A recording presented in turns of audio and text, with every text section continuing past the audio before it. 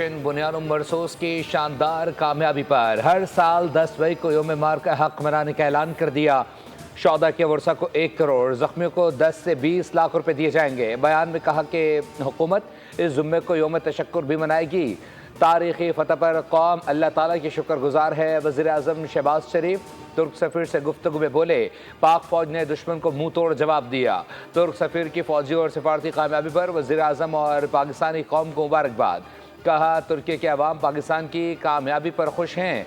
नायब वज़ीर आज़म इसहाक डार से सऊदी अरब के सफ़ीर नवाफ बिन सईद अल मालिकी की मुलाकात। नायब वज़ीर आज़म और सऊदी सफ़ीर का दो तरफ़ा बरादराना ताल्लुकात को मज़ीद फ़रोग़ देने का अज़म।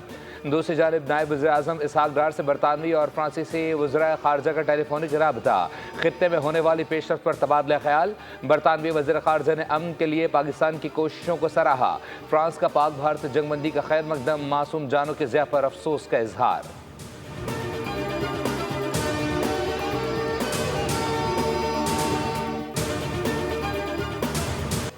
Army chief general Syed Asim Munir का CMH रावलपिंडी का दौरा। ऑपरेशन बुनियानुम मरसूस के जख्मी जवानों की अयादत की। आर्मी चीफ का जख्मी एहलकारों की जुर्रत और कुर्बानी को खिराज तहसीन।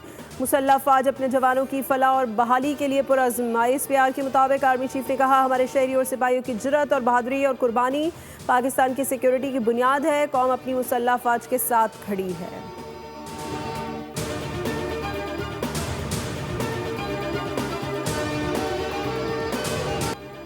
पाकिस्तान और भारत के दरमियान जौहरी जंग रुकवा दी है। पाकिस्तान के साथ जल्द मुज़ाकरात करेंगे। अमरीकी सदर डोनाल्ड ट्रंप की मीडिया से गुफ्तगू बोले, दोनों मालिक से कहा था कि जंग ना रुकी तो अमरीका आपसे तिजारत नहीं करेगा। अमरीका ने दोनों मालिक की बहुत मदद की है। तिजारत बहाल करने के लिए पाकिस्तान और भारत की मदद को तैयार है।